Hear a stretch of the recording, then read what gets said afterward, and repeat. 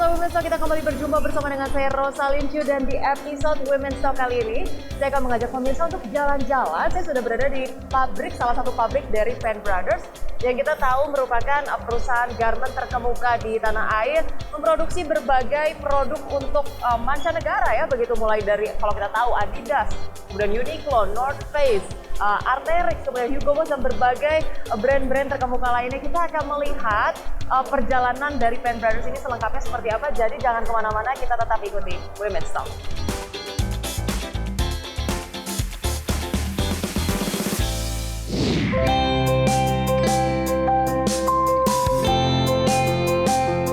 Industri garment merupakan salah satu sektor manufaktur padat karya yang memberikan kontribusi signifikan terhadap perekonomian Indonesia, terutama melalui ekspor dan penciptaan lapangan kerja. Di antara para pemain di industri garment nasional, PT Penn Brothers Tbk menjadi salah satu produsen terbesar dan terkemuka dengan skala operasional yang luas dan jangkauan pasar global. Fokus utama bisnis PT Penn Brothers Tbk terletak pada manufaktur pakaian jadi dalam skala besar dan massal, termasuk sebagai produsen pembuatan brand-brand pakaian dan retail besar global yang ditujukan untuk pasar ekspor.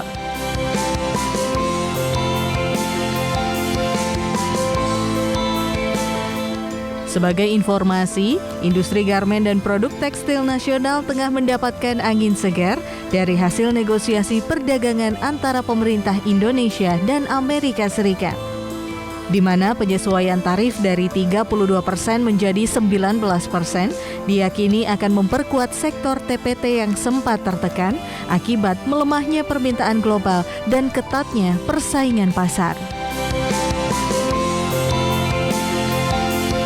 Lantas seperti apa sepak terjang industri garment di tengah tarif resiprokal Amerika Serikat? Simak perbincangan spesial Rosalyn Chiu bersama dengan Vice CEO PT Penn Brothers Tbk, Anne Patricia Sutanto, hanya di Women's Talk.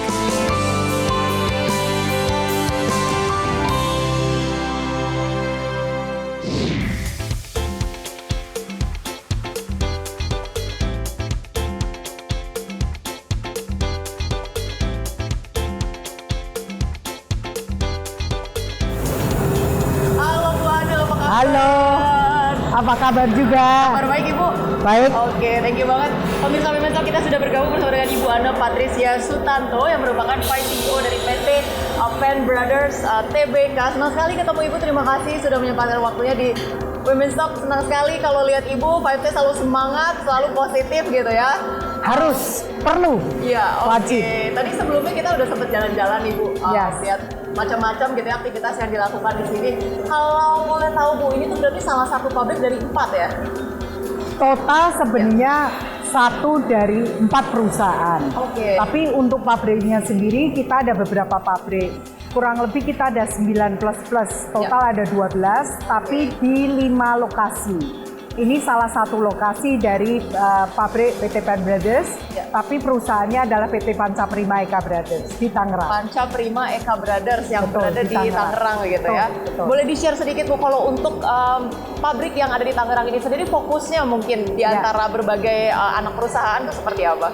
Jadi fokus kami di sini adalah more towards complicated items.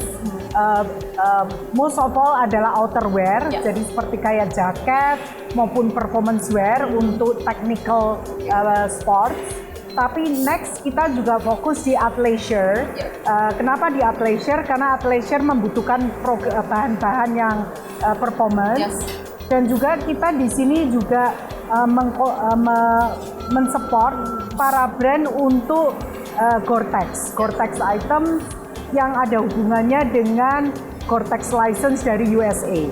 Jadi di sini memang lebih ke arah more complicated items, more premium items, tapi juga items yang the product development, the newest product of Penn Brothers tuh rata-rata kita kerjakan awalnya di sini. Oke. Gitu. Nah, kalau bicara mengenai perjalanan dari Penn Brothers sendiri ini sejak 45 tahun yang lalu ya Bu ya? Kurang Betul, lebih. tahun ini 45 tahun. Luar biasa. Tadi saya sempat sharing juga sama teman-teman dari Penn Brothers, ada banyak sekali brand internasional yang kita pakai sehari-hari gitu ya. Saya sangat bangga gitu bagaimana kemudian Penn Brothers bisa exist, tetap menjadi salah satu market leader di Indonesia begitu ya, mempertahankan nama baik dari Indonesia sendiri. Apa Bu strategi yang selama ini selalu diupayakan menjaga klien-klien ternama begitu ya dari mancanegara untuk kemudian selalu kredibilitas dan trust dipercayakan kepada Penn Brothers? Oke. Yang pertama di Penn Brothers itu pada saat kita manajemen takeover di tahun 96-97, sebenarnya fokus kita adalah bagaimana kita improve kita punya quality. Yang kedua, dari dulu kita memang fokus dari sisi social compliance. Nah, last but not least, kita promote kita punya ESG. ESG kita terdiri dari our environmental compliance, our social compliance, and last but not least actually our governance. Nah, governance kita juga terdiri dari komitmen kita untuk bagaimana kita juga make sure semua ini kan adalah global brands.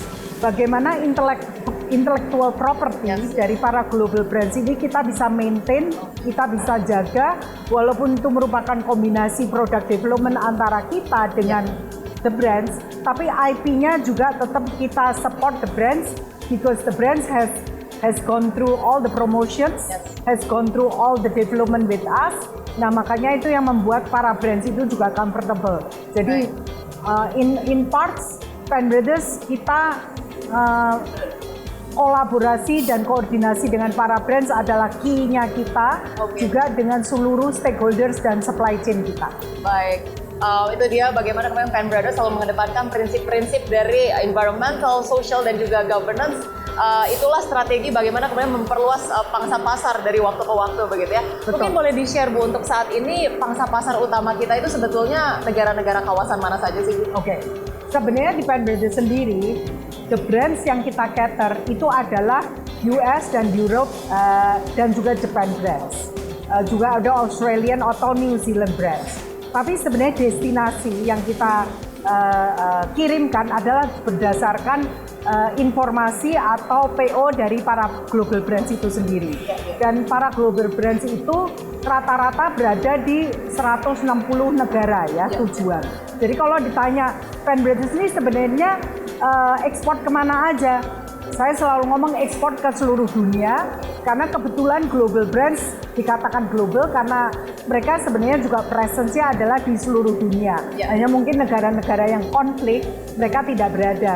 Jadi boleh dikata bahwa kita ship directly atas informasi dari para brands atau instruksi dari para brands langsung dari Indonesia atau dari Priok ataupun Tanjung Emas directly ke para brands atau warehouse dari para brands di seluruh penjuru dunia yang mereka ada presence secara penjualan atau secara warehouse. Baik.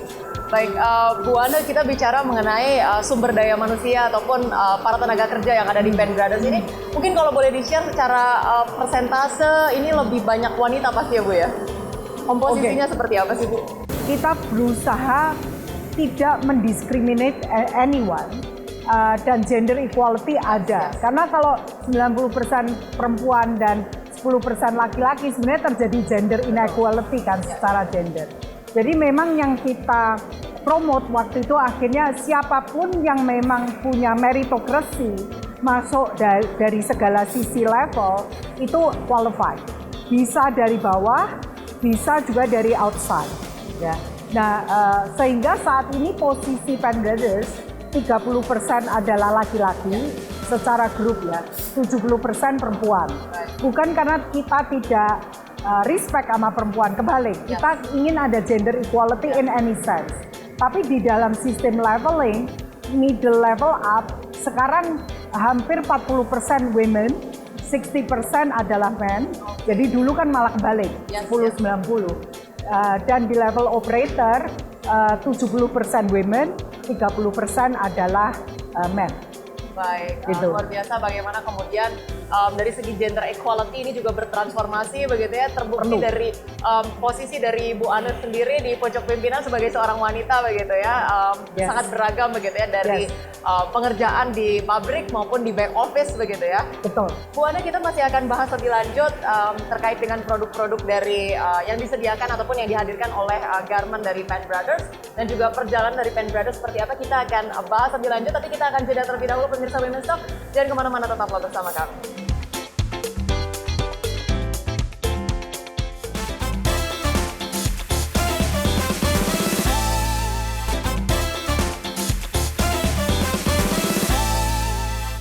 Baik pemirsa Women's Talk, terima kasih Anda masih bersama kami dan kita masih bersama dengan Ibu Ane Patricia yang merupakan Vice CEO dari PT Penn Brothers Tbk. Ibu, kita sudah ada di showroom dari Panca Prima begitu ya. Ini ada banyak sekali brand-brand yang kita sudah sangat familiar. Mungkin boleh di-share Bu beberapa existing clients yang saat ini bekerja sama dengan Penn Brothers itu apa aja sih Bu? Oke.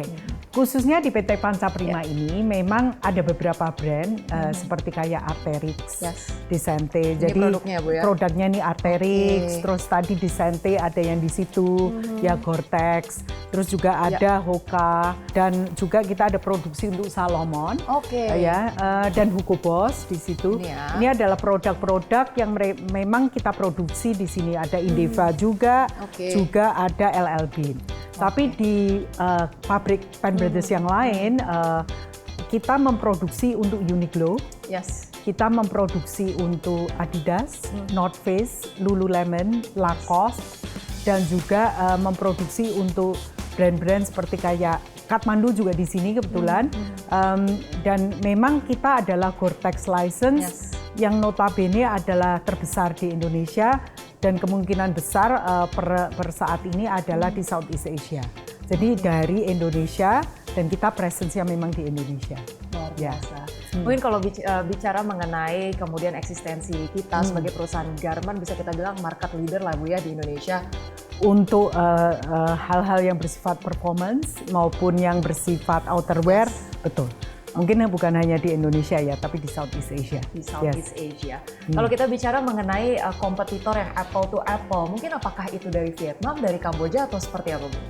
Sebenarnya to be fair, produk yang diproduksi di pabrik ini, kita pastinya head to head dengan China.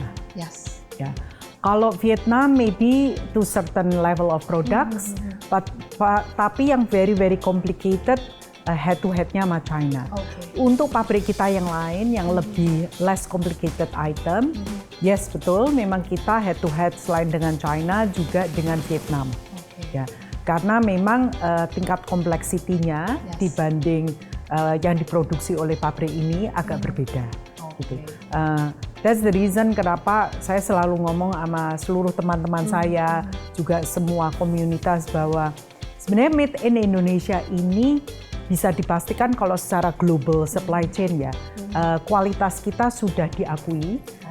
Juga dari sisi komitmen juga sudah diakui, dan juga dari sisi ESG Indonesia ini sudah diakui karena Mbak juga tahu bahwa pemerintah kita juga sangat, atau saya boleh ngomong sangat strict ya with regards to labor law, with regards to environment law, dan itu yang terkadang kita selalu juga mengatakan ke pemerintah bahwa simplifikasi dari berbagai regulasi itu akan membuat kita jauh lebih berdaya saing. Ya. Tadi kalau Ibu share sedikit terkait dengan yang head to head ini justru adalah China begitu ya. Kalau kita bahas terkait gonjang-ganjing perang tarif antara Amerika Serikat dan China, ini masih berlangsung gitu ya, masih akan to be continued pengumumannya untuk Amerika Serikat dan China akan seperti apa. Tapi kemungkinan besar pasti lebih besar dari kita begitu ya tarifnya, karena untuk kita 19% even dibandingkan negara-negara Asia lainnya kita sangat kompetitif boleh kita bilang. Ibu melihat posisi tarif kita 19% ini cenderung merugikan atau justru jadi peluang yang sangat besar untuk kita, Bu? At this moment, terhadap negara produsen sektor, our sectors ya, garment, kita one of the lowest secara tarif. Tapi kita memang minta dari pemerintah untuk terus waspada bahwa negara lain akan terus mengukur dirinya dengan negara kompetitors lain, dalam hal ini Indonesia, dalam hal sektor-sektor industri padat karya. Dan itu bukan hanya garment, juga shoes, juga electronics, juga ada furnitures dan yang lain-lain. Jadi memang diplomasi ekonomi kita dengan US itu belum selesai, dan seperti yang disampaikan oleh Pak Menko maupun tim Kemenko bahwa tanggal 1 Agustus belum dimulai yang 19%, dan penambahan 9% dari 10% itu belum dimulai tanggal 1 Agustus. Walaupun memang 10% baseline itu sudah, tapi tambahan 9%-nya yaitu total 19% belum dilakukan tanggal 1 Agustus karena saat ini mereka sedang legally brush maupun memastikan bahwa apa yang diminta oleh Indonesia juga bisa terlaksana, karena ada kemungkinan akan lebih dinegosiasi further tergantung dari detail-detail yang memang Amerika tidak produksi atau sedikit produksi. Itu yang disampaikan oleh tim Kemenko maupun Pak Menko pada saat penjelasan beliau-beliau di Kemenko. Baik, berarti posisi kita 19% ini masih menantikan negosiasi Amerika dengan negara-negara lainnya seperti apa, angkanya berapa, tapi kalau dibilang seperti apa kita harus pesimis atau optimis? Optimis ya, karena 19% tadi bukan angka yang buruk. Bu Ana, masih banyak sekali hal yang ingin saya eksplor, khususnya juga nanti saya akan gali dikit bagaimana kemudian peran Bu Ana dalam hal women leadership begitu ya di Penn Brothers. Sepanjang 25 tahun lebih ya Bu ya? Di Penn Brothers saya masuk sebenarnya di tahun 96 pada saat legal due diligence waktu mau take over the consortium di Penn Brothers. Tapi sebagai direktur dari 1 April Fool, makanya ingat terus 1997. Jadi dengan Pak Ludi, CEO saya juga business partner saya, kita udah hampir tahun ini 28 tahun ya, 28 tahun bersama, berjuang bersama dengan tim Penn Brothers. Dan so far, I'm very happy, content, and there are a lot of big hurdles, but the big hurdles look small compared to what we have achieved so far. Luar biasa, happy, content, dan juga selalu full of optimism ya. Baik, harus. Bu Ana dan juga pemirsa, kita akan lanjutkan perbincangan kita di Women's Talk, jadi jangan kemana-mana, tetaplah bersama kami.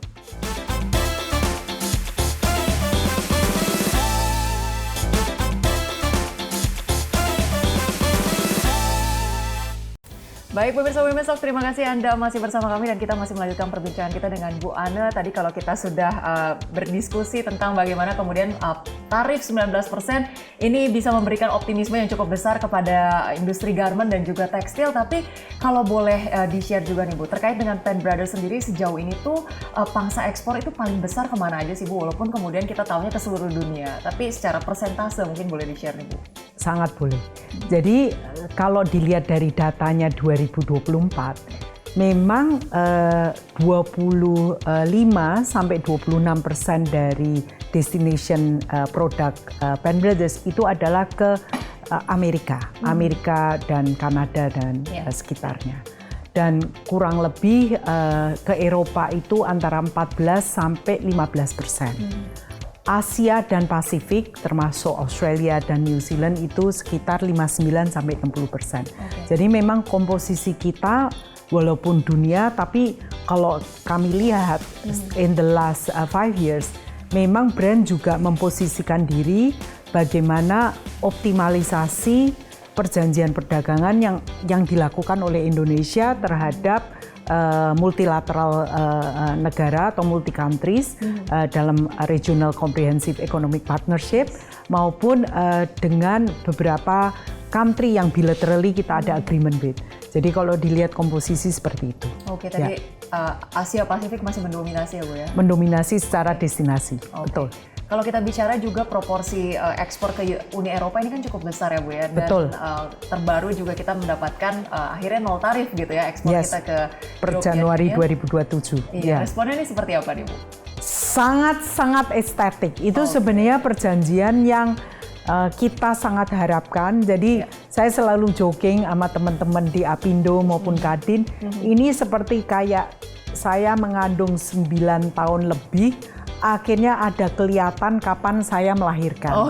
Karena perjanjian ini sebenarnya diinisiasi oleh pemerintah, dan waktu itu di Kadin maupun Apindo kita kawal dari saat white paper, saat detailing, termasuk kesulitannya berbagai multisektor terhadap European Union, sampai European Union juga mulai ada EUDR, ada CBAM dan yang lain-lain, dan bagaimana memisahkan antara standar Eropa dengan kepentingan yang lebih luas. Jadi itu masukan-masukan yang kita berikan ke pemerintah, dan pemerintah terhadap antara kementerian lain saling berkoordinasi, sehingga apa yang terjadi di dalam saat ini yang dilakukan oleh Kementerian Perdagangan, Kemenko maupun kabinetnya Bapak Prabowo itu sangat kami hargain, apalagi dengan adanya Bapak Presiden waktu yang lalu ada pergi ke Brussel didampingi oleh Pak Kemenko, Pak Menko Airlangga juga dengan delegasi dari Kemendak, Pak Mendak juga ada di sana, Pak Rosan juga ada di sana dari Kementerian Investasi. Sangat-sangat encouraging untuk kita semua, dan kami juga udah di-share, diseminasinya oleh Kemenko, dan sangat estetik bahwa if everything is accordingly, early 2027 kita adalah entry into force, dan itu yang kita waiting for. Luar biasa, saya senang sekali tadi mendengar bagaimana peran Bu Ane bukan hanya di Pen Brothers saja, tapi kemudian dari advokasi, mengawal regulasi di Kadin, kemudian di Apindo, bersama teman-teman bersama teman-teman pengurus yang lain. Akhirnya ini berbuah nyata begitu ya, tadi tarif 0% untuk Uni Eropa, kemudian juga untuk Amerika Serikat, ini walaupun masih wait and see begitu ya, tapi sudah ada langkah-langkah nyata mengawal bagaimana kemudian economic growth kita bisa sangat-sangat menjadi lebih optimis gitu ya, mengingat industri tekstil dan garment ini kontribut sangat signifikan gitu ya terhadap ekonomi kita. Menarik sekali, mungkin banyak sekali yang mau saya bahas. Mungkin singkat saja nih Bu, terkait dengan perjalanan Pen Brothers selama 45 tahun ini, kemudian kita sudah ada di digitalization era begitu ya. Bagaimana kemudian pemanfaatan AI atau mungkin secara teknologi, kemudian juga dari secara peralatan, dan bagaimana kemudian SDM yang sudah existing ini bisa kemudian relevan begitu ya dengan penggunaan teknologi. Sejauh ini perkembangannya seperti apa sih Bu? Oke. Dengan bangga saya ngomong bahwa Pen Brothers adalah National Lighthouse of the Garment of Indonesia, baik di pabrik ini yang di Tangerang, yang notabene cost-nya paling tinggi, maupun pabrik kita di Boyolali yang melalui Prima Sejati Sejahtera is the National Lighthouse of Indonesia. Jadi kenapa? Karena dari sisi creativity sama inovasi kita and consistency of kita untuk keep improving on our industry 4.0 and beyond. Luar biasa. Baik, di balik setiap pencapaian, setiap achievements dan juga inovasi yang dihadirkan oleh Pen Brothers, ada sosok Bu Ane. Kita tidak bisa menyampingkan itu. 25 tahun ada di sini ya Bu ya, berkontribusi bersama-sama berinovasi. Saya ingin menanyakan bagaimana kemudian dalam hal women leadership, Bu Ane selalu mengedepankan value-value seperti apa, prinsip-prinsip seperti apa, dan mungkin satu quotes terakhir nanti boleh ditutup gitu ya.